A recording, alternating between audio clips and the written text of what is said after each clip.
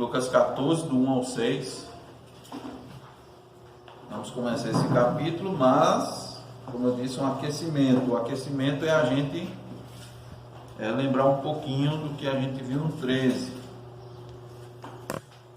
E também há essa concepção dos evangelhos. Sei que, graças a Deus, né, a gente vê que,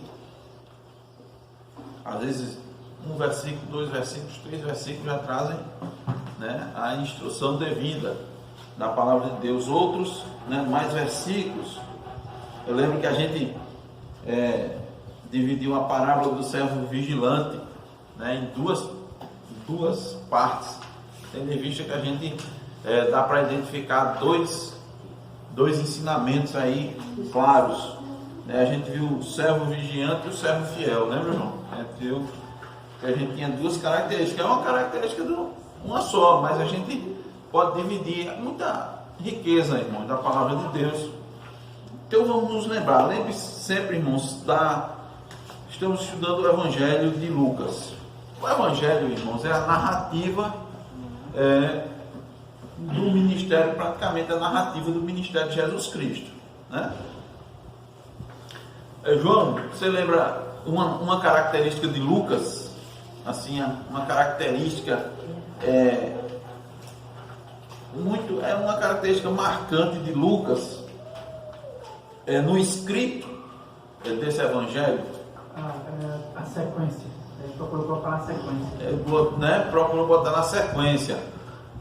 Zaqueu, se Deus quiser, um futuro historiador. Ele tem uma característica assim de Lucas, que ele na historiografia, né, você tem várias formas de você estudar, analisar. Você tem a busca bibliográfica, né, uma pesquisa bibliográfica para você trazer aquilo que aconteceu, registrar aquilo que aconteceu. Mas Lucas teve uma característica. Você lembra qual foi a característica assim de Lucas? Foi logo uma pergunta difícil, não foi? Mas além disso, não pergunte isso para mim, não. Eu senti de lá, né? E Gisele disse a mesma coisa para mim. A mesma coisa para mim. E uma tradição oral, né? Então olha só, é isso aí. Foi o que ele fez. Irmãos, os primeiros versículos de Lucas, né, do capítulo 1, diz assim: visto que muitos houve que empreenderam uma narrativa coordenada dos fatos que entre nós se realizaram, conforme nos transmitiram os que desde o princípio foram deles testemunhas oculares e ministros da palavra, igualmente a mim me pareceu bem, depois de acurada investigação de tudo, desde sua origem, dar-te por escrito, excelentíssimo Teófilo, uma exposição em ordem, para que tenhas plena certeza das verdades em que foste instruído. Então, ele fez uma análise, foi, amor, ali minuciosa, acurada, né? Uma exposição em ordem, como João colocou, né? De testemunhas. Não necessariamente aqui deixa claro que Lucas estava presente em tudo, mas ele se certificou que aquele dali era metodologia científica. Que maravilha, a palavra de Deus aqui, viu, Abraão? Uma metodologia científica definida. A Bíblia não é para estar trabalhando de metodologia científica, não é dada à ciência, mas ela não tem nada contrário. Me permite o trocadilho, muito pelo contrário.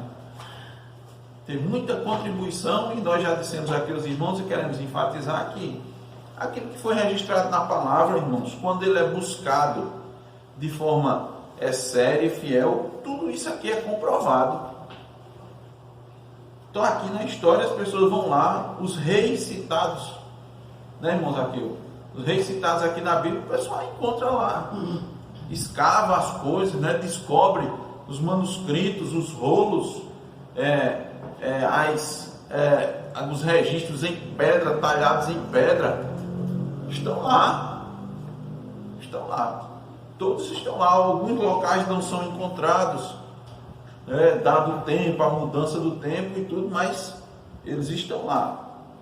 Então Lucas fez isso, irmãos. Ele analisou, viu, ouviu as testemunhas, foi também, acompanhou as coisas, tá certo? E trouxe um relato acurado. Para quê? Qual era o objetivo? Ele estava escrevendo a Teófilo para que ele tenha plena certeza das verdades em que fostes instruídos, as verdades daquilo que foi ensinado da palavra de Deus. Nós vimos na leitura de Mateus 28 que muito, irmãos, esforço foi realizado para desmanchar as verdades que Deus operou, as obras que Jesus Cristo realizou aqui na terra. As pessoas subornaram os guardas e trouxe uma versão oficial. Está escrito lá, a versão oficial é que os discípulos ao terceiro dia foram lá e roubaram o corpo de Jesus. Isso foi o que se espalhou. Disse: olha, os guardas estão aí, ó. A gente botou os guardas para isso não acontecer, e ainda bem que a gente botou os guardas, porque senão eles não iam testemunhar que os discípulos de Jesus fizeram isso, roubaram o corpo dele para dizer que ele tinha ressuscitado. Isso é a versão oficial. Até onde tem essa versão? Não. Muitos ainda, os judeus mesmo. Os judeus acreditaram, né, nisso. Então, a palavra de Deus, o Evangelho foi escrito para você ter certeza das verdades. Nós estudamos isso aqui, irmãos, para a confirmação da verdade. Aquilo que está no nosso coração, aquilo que o Espírito Santo nos desperta, nos dirige. Então, quando vamos estudando aqui, essas verdades vão ficando arraigadas, vão ficando fundamentadas, né? Plantadas no nosso coração, na nossa mente. E isso daqui vai nos dirigir, vai nos conduzir durante a nossa vida, durante a nossa caminhada. Vai ser a lâmpada para os nossos pés, vai ser a luz para os nossos caminhos. Essa é a palavra de Deus. Então, essa daqui, a escrita de Lucas tem essa característica. Ele tem um público, né, mais ou menos definido. E Lucas fez isso, lembrando, usando uma metodologia, usando uma maneira, mas ele não fez isso somente contando com a sua habilidade, com a sua capacidade descritiva, analítica, investigativa. Não. Quem é que pode me dizer um elemento central, principal na escrita desse evangelho? Simone, foi o quê? Ajuda, Aline, que Simone não sabe não. Qual foi o elemento central na escrita aqui? Gisele, ajude Simone. A ceia, né? Ajude Simone. Foi Ajude a a ceia. mim. Hein? A ceia. Não. Um elemento na escrita. Palavra. Isso. No escrito no evangelho foi o quê? Isso. Abraão? Foi o Espírito Santo. O elemento central na escrita, irmãos, da escritura é o Espírito Santo. Não foi a capacidade de Lucas, que ele tinha muita. Não foi a metodologia que ele usou, perfeita, né? Perfeita metodologia que ele usou. Não foi isso. O elemento principal é o Espírito Santo que conduziu esse homem para trazer esses relatos, para registrar, para confirmar nele que tudo isso era verdade, para ouvir as testemunhas dos relatos, para ver. Então foi o Espírito Santo, porque ele tinha um objetivo aqui. Bora, João, tudo que foi escrito Para o nosso ensino foi escrito. Para o nosso ensino foi escrito e foi preservado até os dias de hoje de forma miraculosa. Estou dizendo isso aos irmãos para ver não é à toa, irmãos, que isso aqui está aqui nos dias de hoje. Isso é muito comum, né? Como a gente sempre fala, todo mundo tem uma Bíblia e várias versões. E hoje você tem não sei quantas Bíblias no seu aparelho celular, no seu tablet. Mas para esse material chegar até os dias de hoje aqui, da forma que chegou, só conduzida pelo Espírito Santo, só conduzida por Deus, só preservada por Deus. Quantas e quantas iniciativas não houveram, né? De destruição da palavra de Deus, de queima da palavra de Deus. Quem é Abraão? Um dos que na história tentaram preservar a Escritura, fizeram um esforço para traduzir, para distribuir a Escritura. Quem foi? Foi o William Tyndale, né? Um esforço maior do mundo sob perseguição, sabe, sendo perseguido para a palavra de Deus não chegar na mão das pessoas, e chegou até nós. Então a gente tem, porque a própria palavra diz, uma riqueza muito grande, e a própria história, a maneira como ela chega, e hoje chegou e continua sendo atacada, só que de forma diferente. Hoje as pessoas não querem pegar a Bíblia e tocar fogo, não, mas tem um ataque, talvez muito pior do que querer tocar fogo. Que ataque é esse? Vamos lá, hoje eu estou para perguntar. Que ataque é esse? Relativização, né? A palavra. Certo, nós vamos ver. Vamos falar assim de forma mais. Relativização ficou um nome bonito, não foi, Gisele? Relativização da palavra. Isso quer dizer o quê? A palavra contém. Esqueci a frase que o pessoal utiliza. Na Escritura, ela contém a palavra de Deus. A Bíblia, ela contém. Eles dizem isso. Ou seja, a Escritura, ela não é 100% inspirada por Deus. Logo aí você pode modificar o que tem nas Escrituras. Certo, essa é uma parte. Explica melhor aí. Vamos, bora, João. Há um discreto, no caso, é uma coisa antiquada, é uma coisa que já passou. Como o Ramon falou, isso aqui não. Como foram homens que escreveram, eles não. Como não tem o Espírito, então desprezam toda a inspiração. Então é um livro de homens, antigo, que foi escrito e foi preservado, só não tem crédito nenhum. Assim, pelos incrédulos, claramente. Né? Aprofunde mais aqui um pouquinho essa questão, por favor. Veja a Bíblia dizendo que foram homens inspirados por Deus, né? Sim, a Bíblia diz isso, mas... Sim, a Bíblia diz, mas os homens relativizam, o Mozaqueu disse. O que é relativizar? Desprezam. Não, o que é relativizar? Mudar, aumentar. Mudar o conceito. Não é bem assim, né, Zaqueu? Reinterpretar, né? Reinterpretar, relativizar é assim, ó. Aqui eu tenho uma referência, certo? Aqui eu tenho uma referência. Aí o pessoal muda essa referência para outra referência, essa aqui, essa outra parede aqui. Então, daqui dessa parede, Ruth está mais ou menos reta com ela, né? Está reta aqui. Mas se eu botar essa referência, ela não está reta, ela está angulada.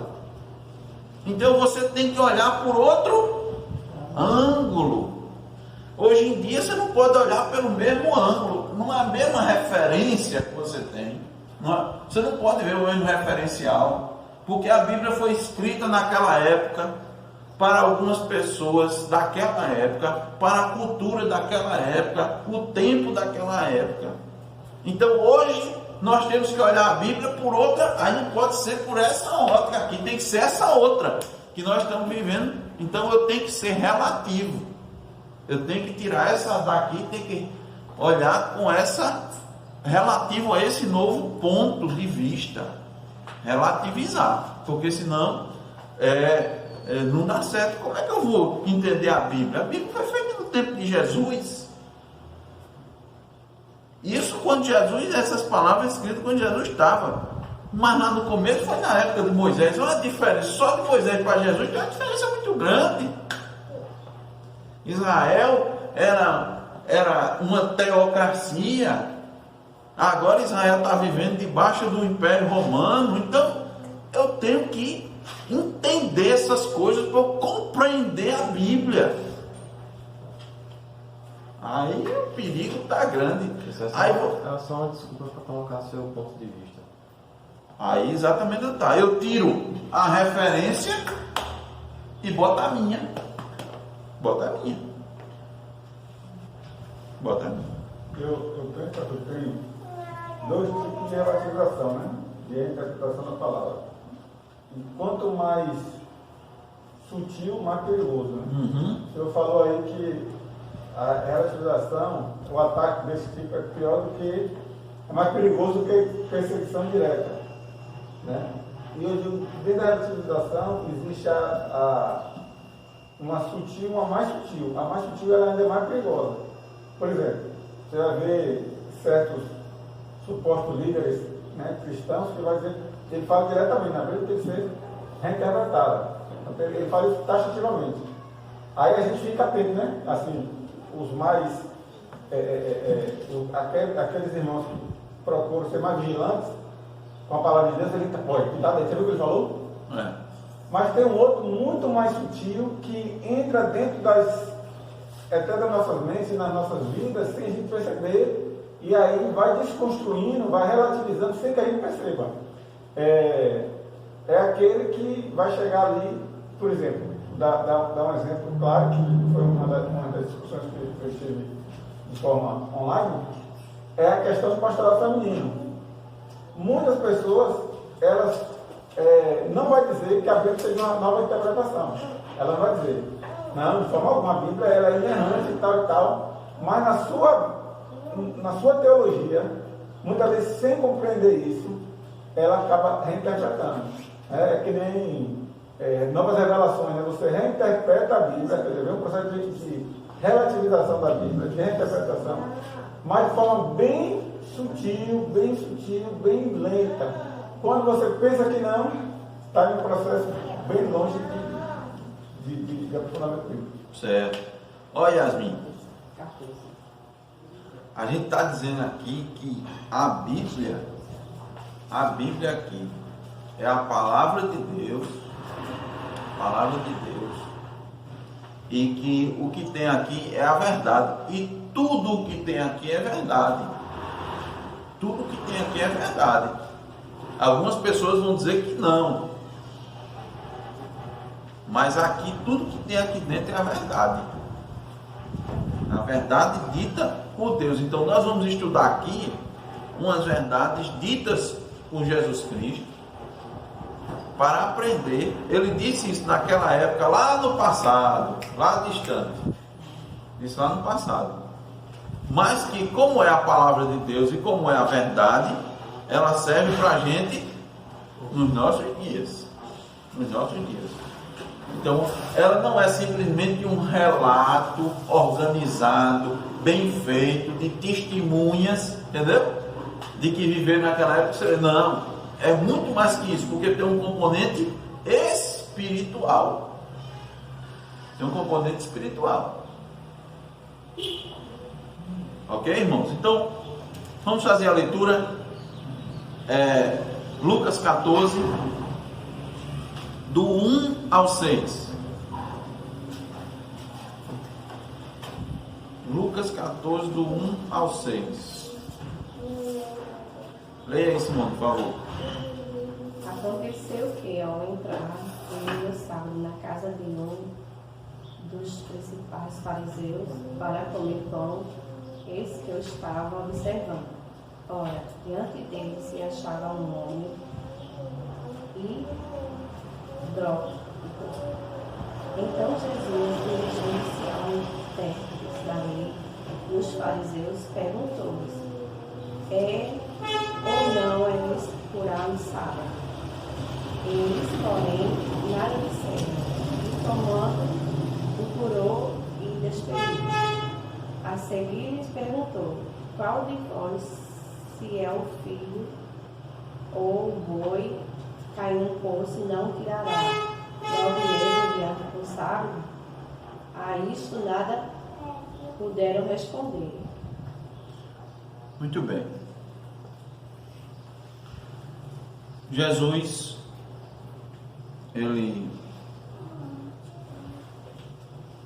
temos mostrado para os irmãos que esses acontecimentos de Jesus, nós temos direcionado ele, feito ligações com o reino de Deus. Os irmãos prestaram atenção, a gente sempre tem procurado feito essas ligações. Algumas ligações são diretas, outras são deduzidas, inferidas. Daqui a gente sempre procura trazer para o conceito, a concepção do reino de Deus.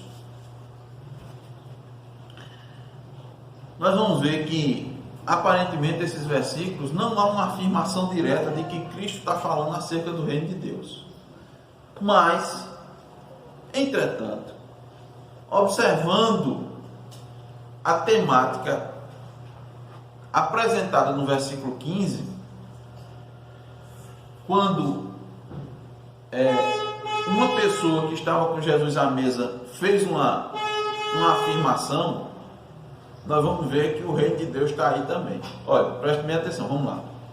Aconteceu que, ao entrar ele no sábado na casa de um dos principais fariseus para comer pão, eis que eu estava observando. Então, veja, ele entrou na casa de um fariseu para fazer uma refeição. Comer pão os irmãos sabem que não foi só comer pão, foi fazer uma refeição. Tinha com ele várias pessoas, e uma dessas pessoas, olha só, uma dessas pessoas fez uma afirmação. Está lá no versículo 15, quem pode ler para mim? Ora, ouvindo tais palavras, um dos que estava com ele à mesa, disse, Certo, continua. disse, bem-aventurado aquele que comer pão no reino de Deus. Olha, o reino de Deus. Você nem pensou, não foi, João? Você leu assim, né? Assim. Olha, bem-aventurado aquele que comer pão no reino de Deus. Então, está vendo que a temática aqui tem um reino de Deus aqui, irmão? Ó. Esse no versículo 15 é o mesmo contexto, é o mesmo ambiente, né, Zaqueu? De que Jesus estava aqui curando um hidrópico. Curando um hidrópico. Tá? Aí nós entendemos, irmãos, que assim que, ora, se essa pessoa disse isso, então esse tema do reino parece que estava na cabeça daquelas pessoas que estavam ali. Não foi? A pessoa disse, bem-aventurado aquele que comer pão no reino de Deus. Então, entendeu, irmãos?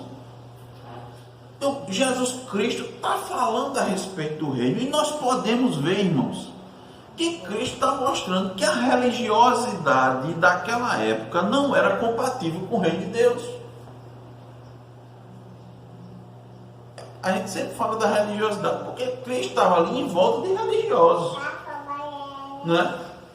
Ele estava na casa de quem? De um? Não. Ele estava na casa de um fariseu. O fariseu era o quê? Hein? Religioso, mestre da lei. Um religioso, uma pessoa que ele tinha o farisaísmo, né? Como sua linha de religião, a sua linha era o farisaísmo. Tinha outros, né? Naquela época que disputavam, tinha os saduceus, né? Tinha os helenistas, os zelotes. Uns tinham um cunho político religioso, né? Outros mais forte a questão religiosa e tal, mas ele estava na casa de um religioso, e olha que os fariseus eram extremamente influentes. Já disse aos irmãos Malini, o fariseu ele era uma referência de religiosidade. Ele era uma referência.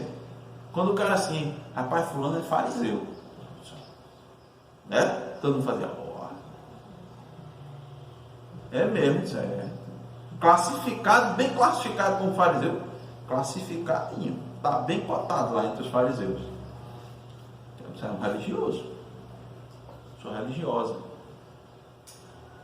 Então, mas o padrão, irmão, de religiosidade daquela época, por mais que as pessoas considerassem elevadas, que era o caso dos fariseus, uns eram mais relaxados, outros mais ou menos, mas o fariseu era um nível alto.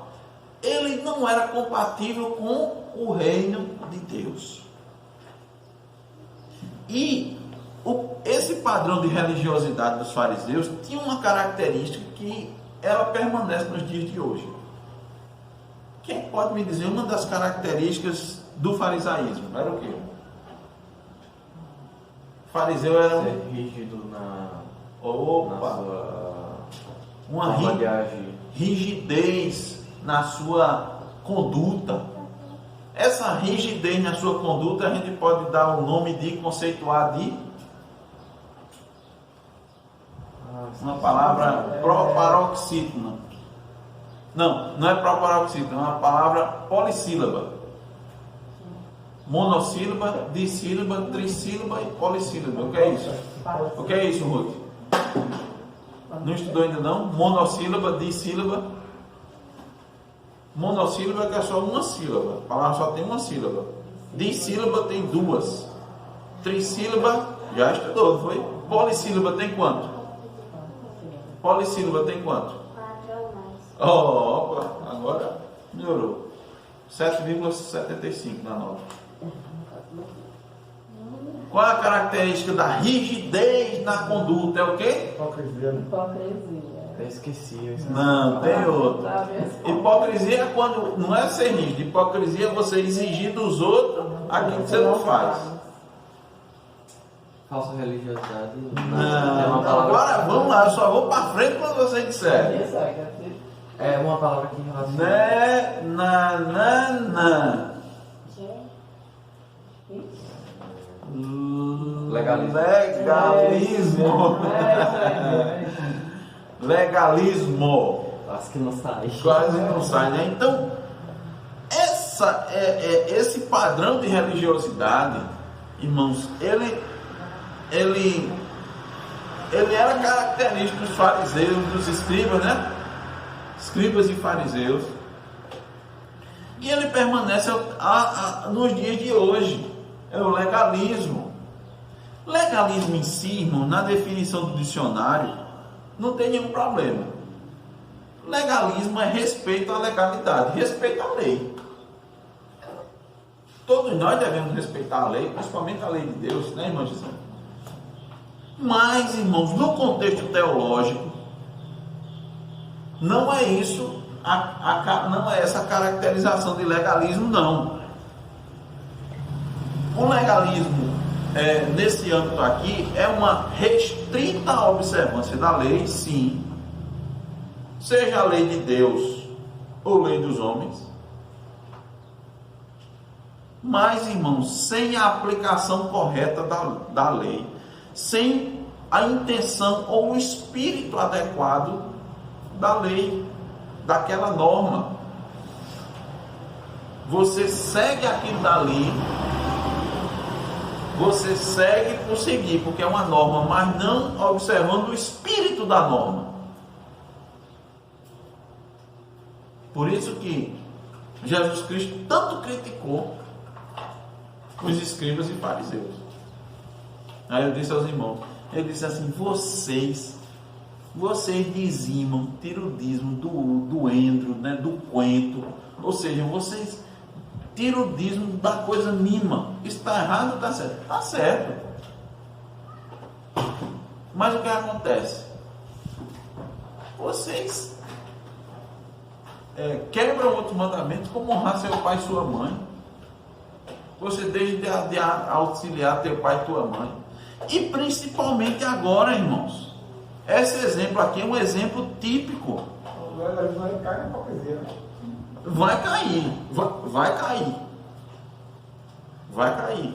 Mas, olha esse exemplo aqui. Que exemplo é esse? A gente já vai passando na introdução. Vamos adiante. O que aconteceu aqui? Cristo curou um homem hidrópico, não foi? Mas curou em que dia? No sábado.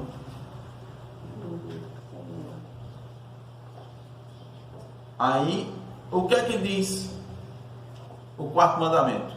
Quarto dia de sábado. Lembra-te do dia de sábado para o santificar. 6 dias trabalharás e farás toda a tua obra. Mas no 7º dia é o sábado do Senhor teu Deus. Não farás nenhum trabalho. Nem tu, nem o teu servo, nem a tua serva, nem o teu boi, nem o teu jumento, nem o forasteiro das tuas portas para dentro. você não vai fazer nenhum trabalho. Aí, onde é que vem o legalismo? A falta de entendimento do espírito da lei, do objetivo da lei. Aí você passa a cumprir só por cumprir, porque tem que cumprir, porque foi dito que era para cumprir. Então, irmãos, os rabinos, os estudiosos da religião judaica, entendiam que se a pessoa não estivesse correndo risco de vida, ela não deveria nem ser curada, mesmo que estivesse em grande tormento. Olha, veja anteriormente, rapidamente aí, Lucas 13, do 10 ao 17, a gente estudou isso. Que o reino de Deus é um reino de libertação e cura. Foi mais ou menos o título que a gente deu. Foi? Hoje em dia não são religiosos, mas muito da lei do nosso país, elas seguem mais ou menos essa lógica de rigorosidade em determinados casos, e em outros casos eles deixam para lá. No caso, por exemplo, do boi e do jumento, né? Que você faz de tudo, né, para no sábado fazer aquilo. E outro que é uma coisa mais simples, que é, entre aspas, simples, né, que é ajudar o próximo, ele não faz. É uma lógica mais ou menos aqui no Brasil. Muitas das coisas que poderiam ser resolvidas se você ajudar o seu próximo não são feitas. Mas quando vai trazer benefício para você, que é tirar o seu jumento ou o boi que caiu numa vala, eles fazem muito mais rápido. Nem se importa com questão de lei ou outras coisas, eles passam por cima disso. Certo. Veja só, no caso aí dessa passagem aí que Lucas 13, do 10 ao 17, Jesus curou o quê? Jesus curou uma mulher possessa de um espírito de enfermidade que andava encurvada há 18 anos. Lembra que a gente disse, uma mulher andava encurvada 18 anos. Aí Jesus foi e libertou essa mulher, né? Salvou essa mulher, curou ela dessa enfermidade. Qual foi a reação do chefe da sinagoga? Qual foi? Indignado. Ficou indignado. Isso é legalismo. Quebrou a lei. Ele disse, você quebrou a lei, né? Então, o que é que Jesus vai fazer, irmão, nessa passagem que nós lemos? Jesus vai fazer perguntas constrangedoras aos legalistas. E os legalistas, irmãos, são contrários ao reino de Deus. Você podia até botar assim, eu botei o título assim, perguntas constrangedoras aos legalistas. Olha o título do estudo. Mas você podia botar perguntas constrangedoras aos inimigos do reino. Um legalista é um inimigo do reino de Deus. O legalista tem a aparência de que ele obedece à lei, ele cumpre a lei, ele ama a lei e ama a Deus, mas só é uma coisa aparente. Ele está contra a lei, ele está contra Deus. Vamos ver lá, que ensinamentos a gente pode retirar dessa situação? Primeiro ensinamento: Cristo nos ensina, irmãos, a aproveitar os momentos com quem quer que seja, com os legalistas, com os inimigos do reino, para lhes apresentar o padrão do reino. Cristo nos ensina isso. Olha, vamos voltar para o versículo primeiro. Acompanhe a leitura, presta atenção. Aconteceu que, ao entrar ele no sábado na casa de um dos principais fariseus para comer pão. Então, o que é que acontece? Nós vimos que nos finais os versículos finais do capítulo 13, Cristo deixou claro que ele sabia bem sua missão, que ele sabia que ele tinha um tempo determinado aqui na terra. Ele não temeu as ameaças e continuou seu ministério. Não foi isso que a gente aprendeu? Que a gente deve fazer isso também. Muito bem. E na dinâmica, irmãos, desse ministério, ele aproveitava os momentos para apresentar o padrão do reino. Isso incluía os convites para estar com aqueles que se opunham ao próprio ministério dele. Então, o que é que Cristo fez aí? Ele não negou o convite a essa refeição. Ele entrou nessa casa dessa pessoa, irmão, porque ele foi convidado. Jesus não entrou de penetra, não. Ele foi convidado para fazer a refeição mais importante do dia de sábado. não é? E a gente sabe que não havia simpatia natural dos fariseus por Jesus. Mas Jesus não se importava com isso, porque qual era o foco dele? Era o reino de Deus. Era a sua missão. Isso é o que é importante. Por isso que a gente tem que estar focado no reino. Busque em primeiro lugar o reino. Olhe para Cristo. Foque na sua missão. Se você ficar olhando para as coisas de lado, você vai se atrapalhar. Você vai perder o seu objetivo. Você vai perder o seu foco. Olha, está parecendo a administração, né? Foco. Não perca o foco. João logo lembrou das aulas de administração. Não perca o foco. Não perca o foco. Nós não podemos perder o foco. Porque o foco, nosso foco é o reino de Deus. Então vai ter muita coisa que vai. Ó, em frente. A gente, irmãos, não tem como assim bater o martelo para saber qual é o real motivo desse homem importante levar Jesus para casa para comer. A gente não sabe. Uma das possibilidades que o texto nos leva a isso era testar Jesus, era colocar Jesus bem à vista deles para testar. Mas podia ser a fama de Jesus também. Acaba de dizer assim, de repente, né? O cara ficava bem quisto com o pessoal também. A multidão, né? Que tava. A multidão, tal. De repente, se era no sábado, Jesus foi para a sinagoga e ele ali disse: rapaz, vamos almoçar lá em casa? Vamos almoçar lá em casa. Aí disse: rapaz, e Jesus? Estava conversando. Chama ele também. Eu só estou brincando, irmão. Esses convites normalmente já falavam com antecedência, a pessoa se preparar para ir. Mas a gente não sabe. Mas o que importa, irmãos, não era o motivo. Era como Jesus se comportou. O mais importante, irmãos, preste atenção, não é o que acontece com a gente, é como a gente reage ao que acontece com a gente. Isso é fundamental. O mais importante não é, às vezes, a pessoa, isso aconteceu comigo, certo? E como você reagiu? Isso é o que vai mostrar se você faz parte do reino ou não faz. Então, aqui, irmãos, é isso que a gente tem que focar. Por quê? Porque nós estando com a motivação correta, com a direção do Espírito Santo, nós sempre vamos agir da forma correta. Sempre vamos agir em prol do reino de Deus. E aqui nós podemos aprender como se relacionar com pessoas incrédulas, ímpias, opositoras ao Evangelho, observando Cristo. Observar Cristo. Então, ele não rejeitou o convite. Cristo não se isolou das pessoas. Mas Cristo também não se misturou com elas. Presta bem atenção nisso. Porque tem sempre aquela nuance, né? Aquele negócio. Você tem que estar no meio do... Não, você tem que estar no meio das pessoas. Você vai viver no mundo, mas você não se mistura. Cristo não misturava com as pessoas. Não misturava, né? Por quê? Você pode distinguir Cristo muito bem dentro daqueles presentes ali. Você não tem, João, como distinguir Cristo? Tem como distinguir Jesus Cristo. Por quê? Porque onde Cristo estava, ele estava fazendo o quê? Tratando dos negócios do seu Pai.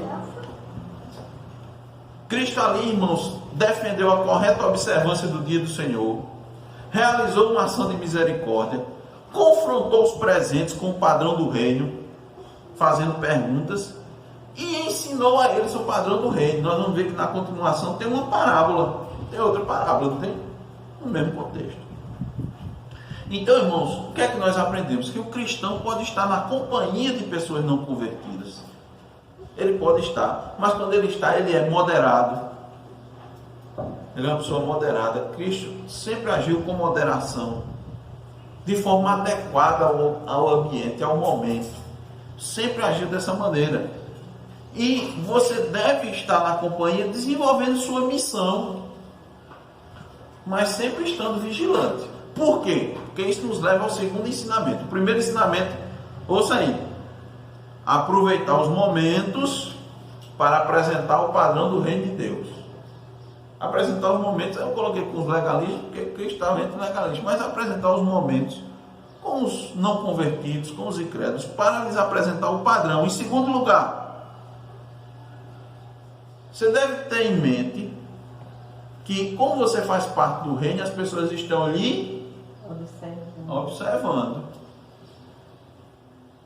Aí vem aquela questão, né, Zaqueu? Ó, final do versículo 1. Eis que o estavam observando. É possível que eles fizeram o convite para botar Jesus ali e disse: não tira o olho deles.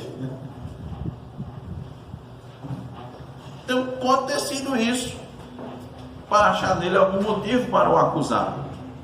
Mas, irmãos, os inimigos do reino de Deus estão sempre observando cada passo de quem faz parte do reino, cada atitude, cada palavra dos súditos do reino dos céus.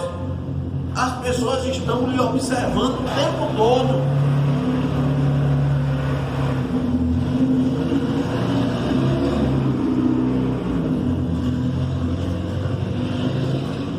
Por isso que é importante que as nossas vidas estejam conformadas à palavra. Nós devemos estar em constante dependência de Deus. Nosso coração deve estar inundado com a palavra, né? Ser cheio do Espírito. O que é, João, ser cheio do Espírito? Ser cheio da palavra. Ser cheio da palavra. Está lá em Efésios 5, 18 e Colossenses 3, 16.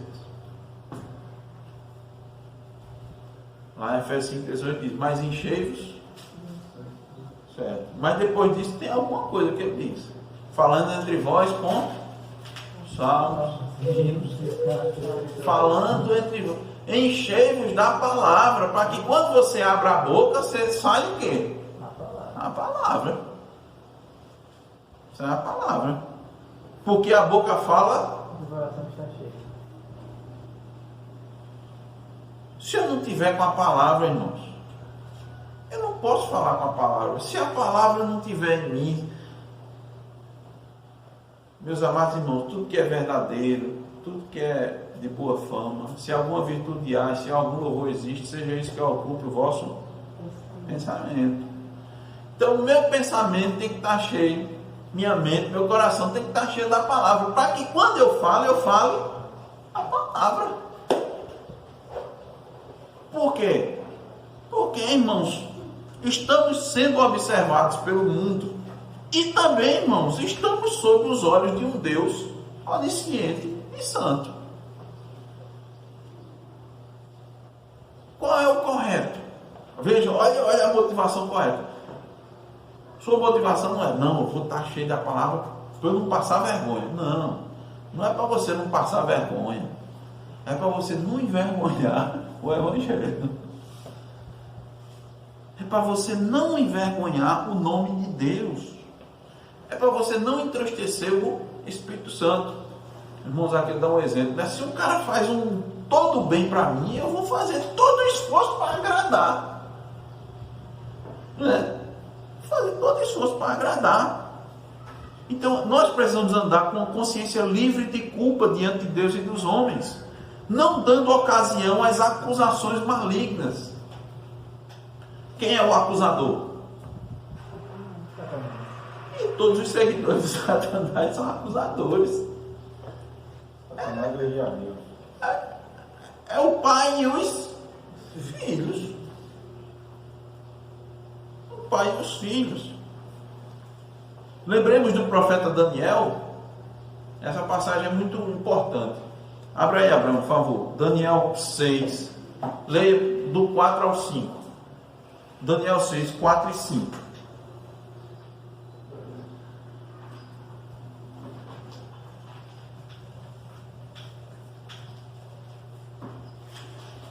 Daniel 6, 4 e 5. 4 e 5.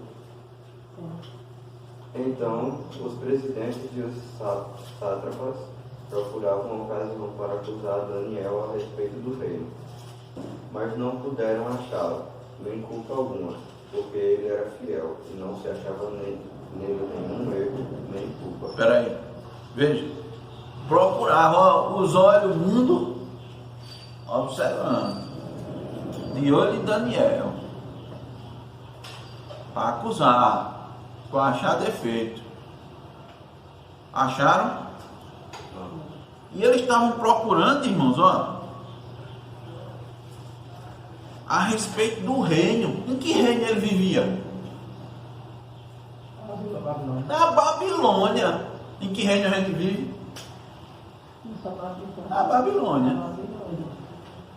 O mundo já é maligno. E está ficando pior que a Babilônia.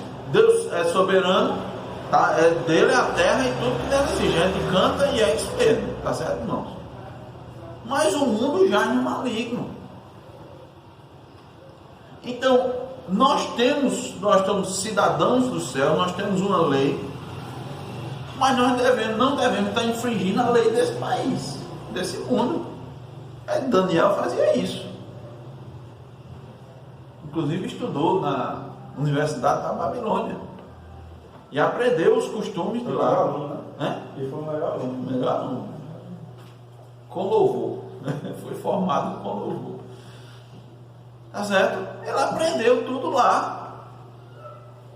Então, Ruth, Abraão, Yasmin, quando estiver estudando, Alice, quando estiver estudando, nós temos que estudar as coisas daqui.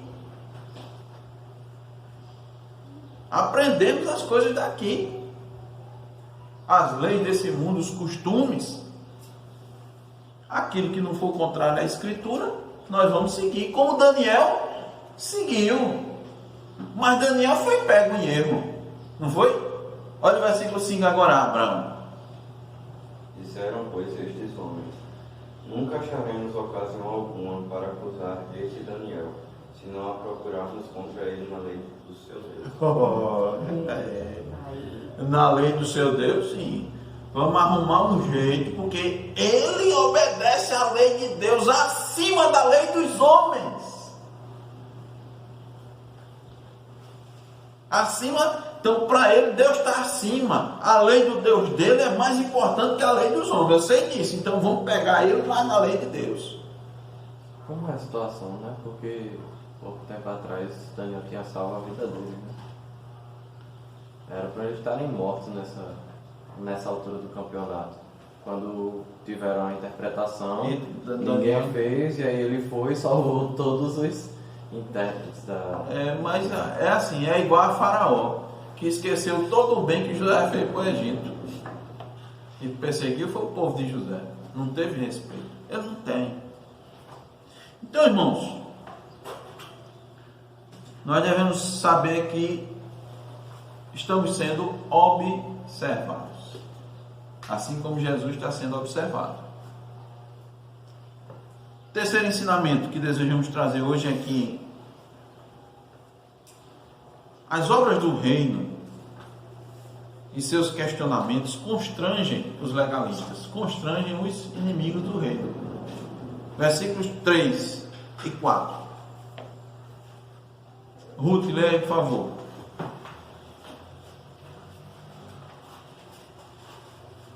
É Daniel 5:4. Não, Daniel não. Estamos em Lucas 14. Rogério, o terceiro ponto, qual é que você falou?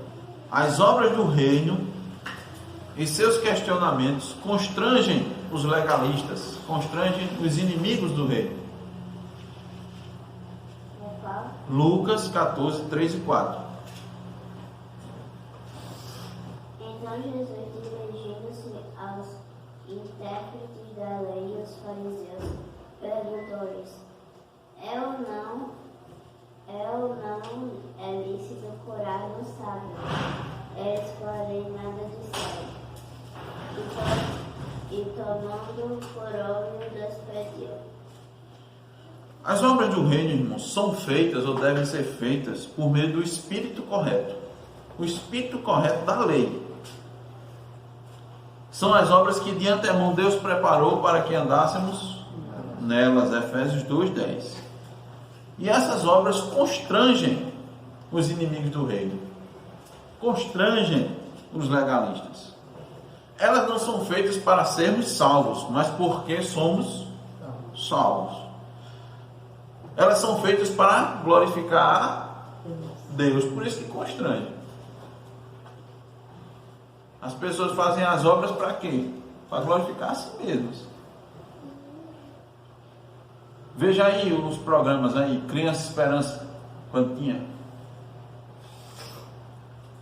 Você acha bonito. A empresa, sei lá, que companhia limitada, chega com um checão desse tamanho, lá na frente do palco. 350 mil reais. Todo mundo bate palma. Aí chega um artista lá e tal, e se apresenta. Nós temos que realmente cuidar das crianças, não sei o que, aí se apresenta diante disso. Irmãos, Deus não recebe nenhuma dessas doações. Não, o interessante é que a rede televisiva que faz o Criança Esperança é a mesma que é pró-aborto. Pronto. Mas eu quero dizer aos irmãos que Deus, para Deus, essas obras não são boas obras. Mas, pastor, 350 mil reais faz uma diferença na vida de muita criança. Faz. Mas para Deus não conta. Não conta como boas obras. Porque elas não foram feitas para glorificar Ele.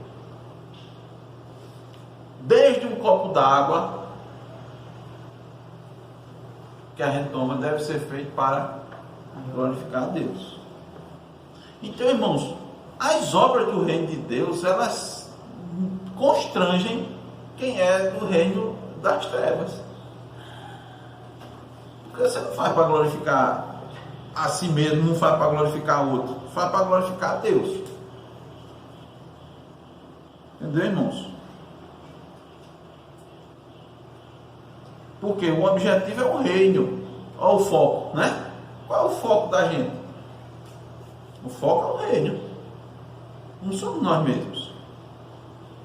Como o Salmo diz, não a nós, Senhor, não a nós, Senhor, mas ao teu nome da glória. Então ela é estranha, ela constrange quem não é do reino de Deus.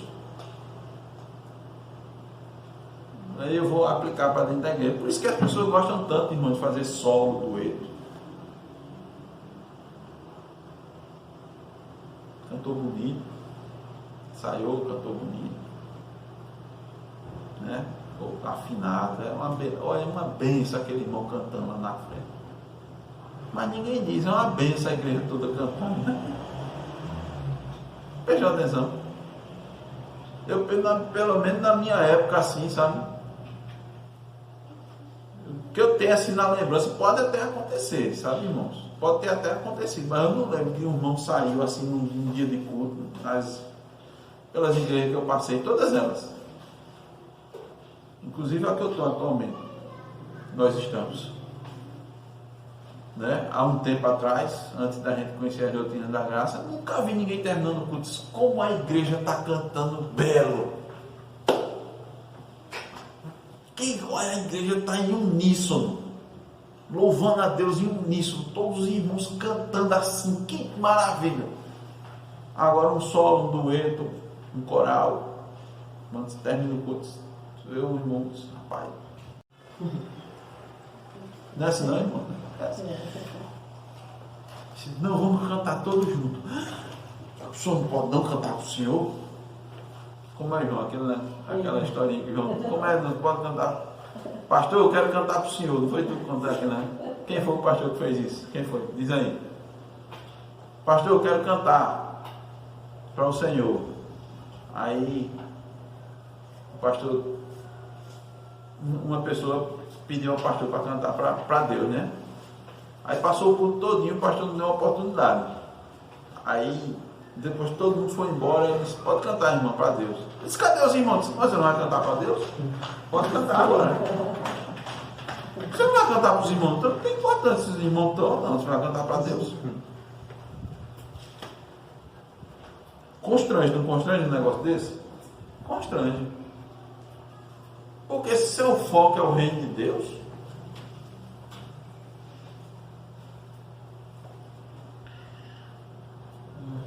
as exigências, irmãos, aqui apresentadas no quarto mandamento, né, são para o benefício do homem. Aqui nós estamos falando do quarto mandamento, né? Olha,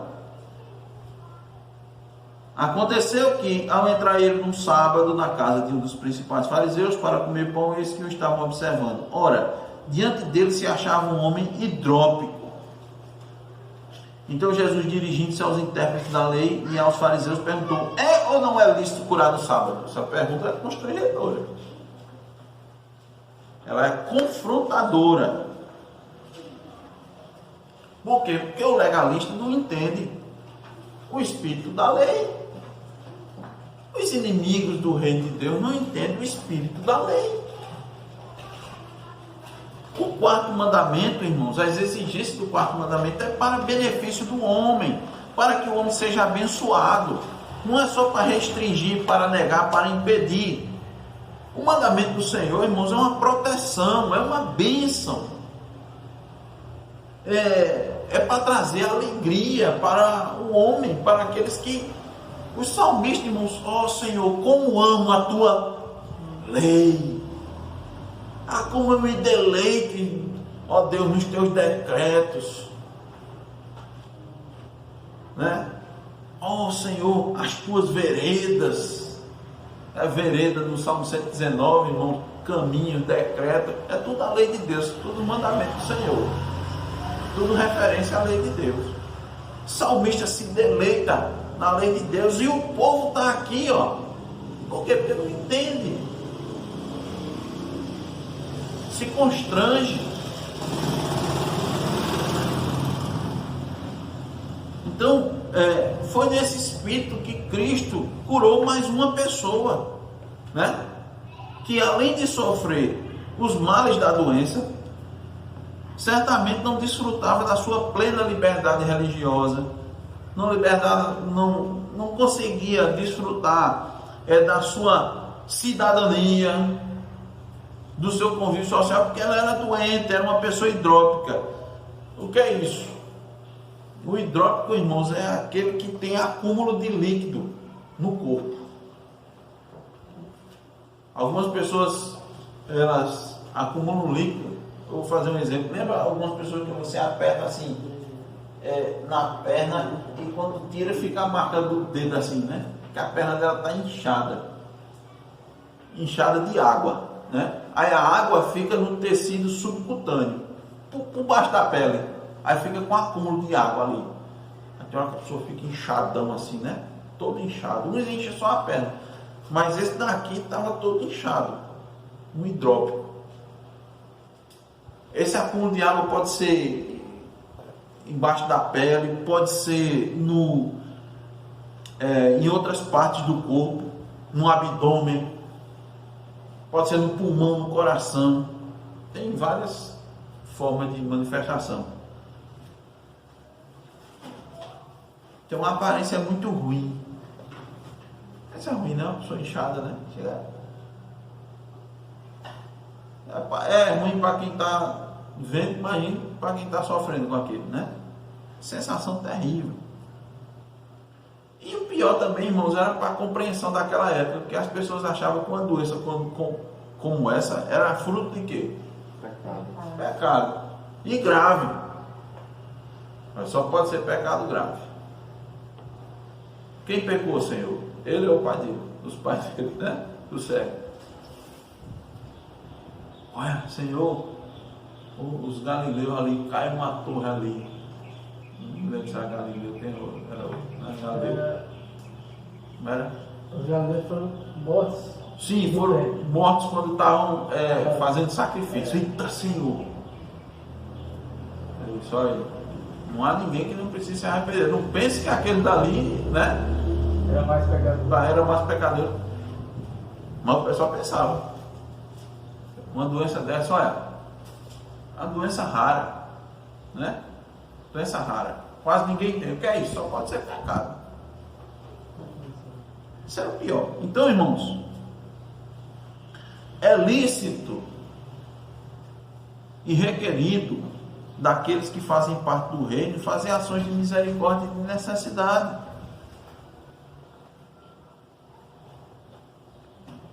E essas ações vão fazer o quê? Vão constranger, vão calar os opositores do reino de Deus. Versículo 4 de Lucas 14 diz o quê? Eles, porém, nada disseram, e tomando, o curou e o despediu. Nada disseram.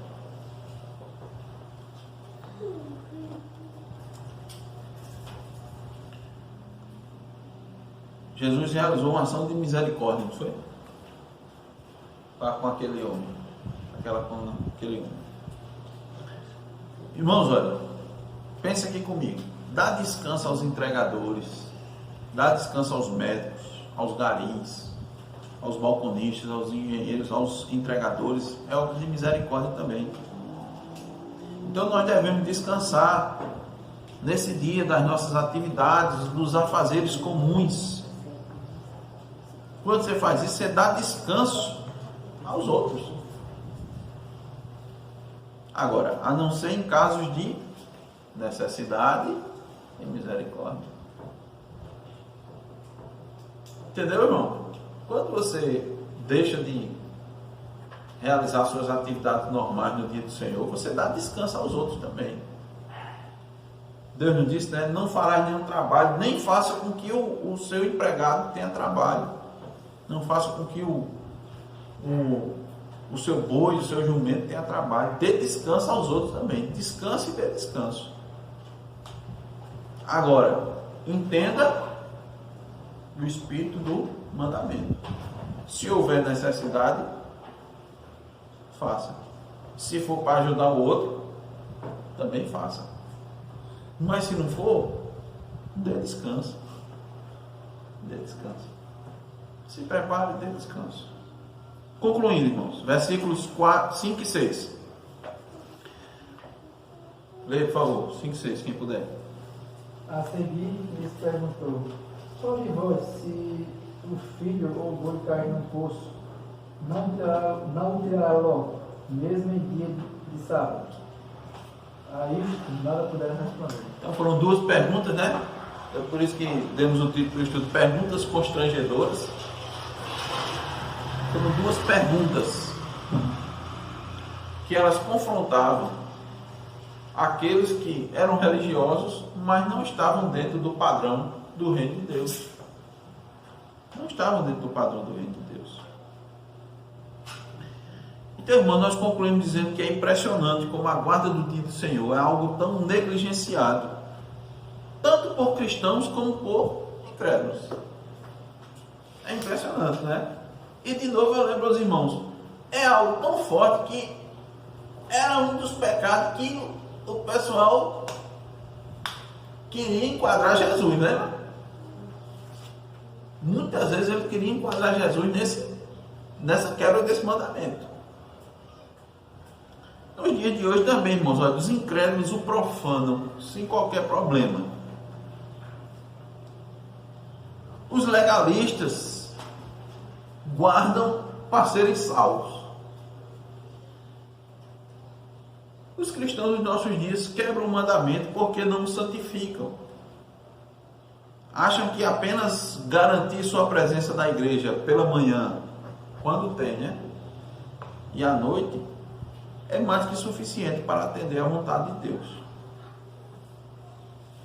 O que é que nós devemos fazer, irmãos? Nós não devemos nos importar com o que os outros fazem do dia do Senhor, mas